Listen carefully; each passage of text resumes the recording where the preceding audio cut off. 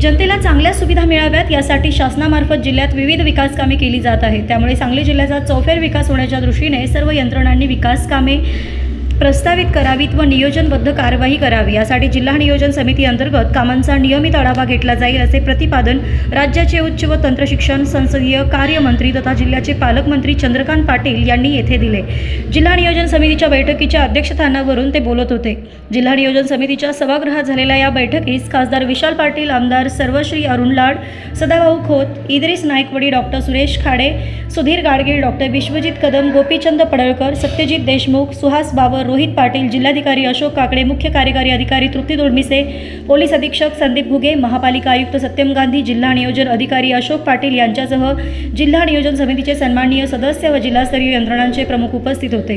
जिल्ह्यात सुरू असलेली विकास कामे दर्जेदार आणि गुणवत्तापूर्ण होण्याबरोबरच ती मुदतीत पूर्ण व्हावीत, विकास कामांसाठी निधीची कमतरता भासू दिली जाणार नाही अशी ग्वाही देऊन पालकमंत्री चंद्रकांत पाटील म्हणाले, जिल्ह्याचा चौफेर विकास व्हावा या दृष्टीने स्थानिक लोकप्रतिनिधींशी समन्वयाने विकास कामांचा चांगला आराखडा प्रस्तावित करावा। प्रलंबित प्रश्न प्राधान्याने मार्गी लावावेत। जिल्हा नियोजन समितीच्या माध्यमातून प्रस्तावित कामांच्या तांत्रिक व प्रशासकीय मान्यतेची कार्यवाही पावसाळ्यापूर्वी पूर्ण करावी। पावसाळा संपताच कामांचे कार्यादेश दिले जातील यासाठी सर्व यंत्रणांनी प्रयत्न करावेत असे त्यांनी सूचित केले। पालकमंत्री चंद्रकांत पाटील म्हणाले, शिक्षण क्षेत्र हा आपला सर्वोच्च प्राधान्याचा विषय असून सांगली जिल्ह्यातील अंगणवाडी, शालेय वर्गखोल्या, नवीन बांधकाम व दुरुस्तीचे सर्व कामे या आर्थिक वर्षाखेर पर्यंत पूर्ण करण्यात यावे। विद्यार्थी नोंदणी, विद्यार्थ्यांचा आधार लिंकिंगसाठी तातडीने कार्यवाही करावी, त्यासाठी तालुकास्तरीय शिबिरांचे आयोजन करावे। पालकमंत्री चंद्रकांत पाटील म्हणाले, वन विभागाने त्यांच्या ताब्यातील जमिनीवर प्रत्येक तालुक्यात निसर्ग पर्यटन केंद्र होण्याच्या दृष्टीने कामनिहाय निधी मागणीचा सविस्तर प्रस्ताव सादर करावा। या संदर्भातील कार्यवाही व येणाऱ्या अडचणींच्या अनुषंगाने मंत्रालय स्तरावर बैठक घेण्यात येईल। तसेच पाटबंधारे विभागाच्या जागेत पर्यटन विकासाच्या दृष्टीने वास्तुविशारद नेमून बृहद आराखडा तयार करावा। जिल्ह्यातील पर्यटन विकासासाठी जूनच्या शेवटच्या आठवड्यात स्वतंत्र बैठक घेऊ। तसेच रेल्वेशी निगडीत प्रश्नांसाठी यावेळी निवासी उपजिल्हाधिकारी यांची समन्वय अधिकारी म्हणून नियुक्ती करण्यात आली।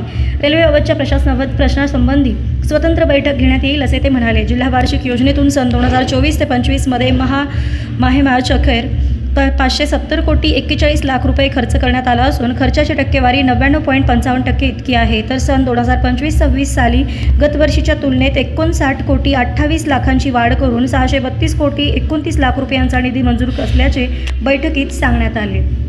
तर शुभम गुप्तांच्या काळामधला भ्रष्टाचार असा विषय घेऊन इन्क्वायरी चालू आहे। मीनवाईल FDs मोडल्या, त्यामुळे 1.5 कोटीचा आपल्याला तोटा झाला। तर त्याच्यावर नवीन कमिशनर महोदयांनी कॅफोला सांगून याचा रिपोर्ट तयार करायला सांगितलं आहे आणि हा रिपोर्ट यांना अधिकारच नसतात ॲक्शन घेण्याचे, तर ते नगरविकासला पाठवतील। या नगरविकासामध्ये पहिलं तर आम्ही काम करू की ज्या ज्या ऑथॉरिटीज, ज्या ज्या व्यक्ती या त्या रिपोर्टमध्ये आणल्या असेल त्यांची DE सुरू होईल लगेच। अशा घटना परत घडू नये म्हणून आपण काय करणार? नवीन TV काढून परत दुसरा TV ठेवणे कितपत येतो? नाही, आता एक बरं झालं की अशा प्रकारचे जे काही गैरप्रकार असतात जगामध्ये ते सगळे होऊन गेल्यामुळे नवीन कमिशनरना रेडीमेडच मिळालेलं आहे की कुठे कुठे लक्ष द्यायचं। कारण अगोदरच एका खाजगी बँकेमध्ये 50 कोटी TV ठेवलेला होता, ते बुडाले। हे सगळं आता नवीन कमिशनर म्हणजे आपल्याला हे सगळं माहितीच आहे की त्या कमिशनरांची बदलीसुद्धा या मुद्द्यावरच झाली। गडचिरोली जिल्ह्यामध्ये असतानासुद्धा त्यांच्यावर असे चार्जेस होते, त्यामुळे आता त्याची व्यवस्थितच चौकशी होईल। त्या पार्श्वभूमीवर अगदी फ्रेश तरुण कमिशनर इथे आलेले आहेत।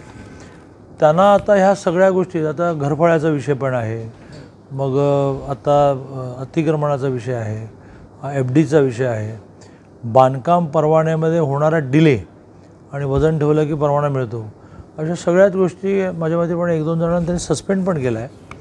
तर थोडी आपण या नवीन कमिशनरांकडून वेळ देऊन अपेक्षा ठेवूया।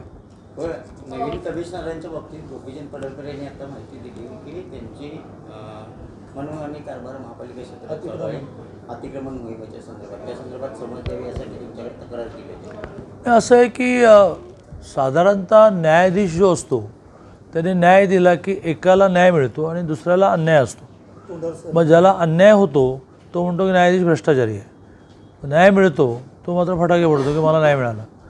आणि त्यामुळे कुठल्याही प्रशासकीय अधिकाऱ्याला सगळ्यांना समाधानी कधी करता येत, एका बाजूने लोकांची कंप्लेंट आहे की आम्हाला चालणे मुश्किल झालेलं आहे, दुसऱ्या बाजूने फेरीवाल्यांची कंप्लेंट आहे की आम्ही आमचं हा फेरीवाला हा विषय तर पुण्यासारख्या ठिकाणी मुंबईसारख्या ठिकाणी तर इतका सिरियस झालेला आहे की भूतदया म्हणून त्यांना धंदा चालू द्यायला पाहिजे. त्यांना धंदा चालू द्यायचा तर नागरिकांना चालणं मुश्किल झालेलं आहे, ट्रॅफिक प्रॉब्लेम वाढत चाललेलं आहे.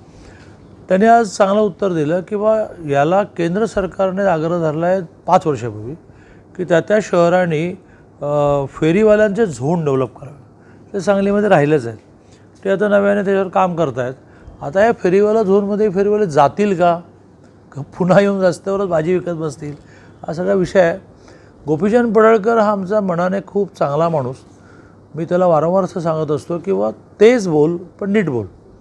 तर तू बोलण्यामध्ये काहीतरी असं गडबड केलीस की मग तुझ्याबद्दल निगेटिव्ह वातावरण होतं. मी कमिशनरांनी समजावलं की बा एकतर प्रचंड अभ्यास, डाटाशिवाय बोलत नाही, लॉजिकशिवाय बोलत नाही, पण ते मांडताना त्याचा पारा असा चढायला लागतो की समोरच्याला असं वाटतं की आपल्याशी भांडतो आहे. त्यामुळे फेरीवाल्यांना पावसाळ्यात सणासुदीच्या तोंडावर उठवणं, यातून त्याने सदाभाऊ खोत, नायकवडे सगळ्यांनीच सुरेशभाऊ काळे सगळ्यांनीच रिॲक्शन दिली. त्याने आता असं म्हटलेलं आहे की बा ठीक आहे, आता हे फेरीवाल्यांचे झोन डेव्हलप होईपर्यंत, त्यांना अलॉटमेंट देईपर्यंत मी ॲक्शन थांबवतो. महापालिकेचे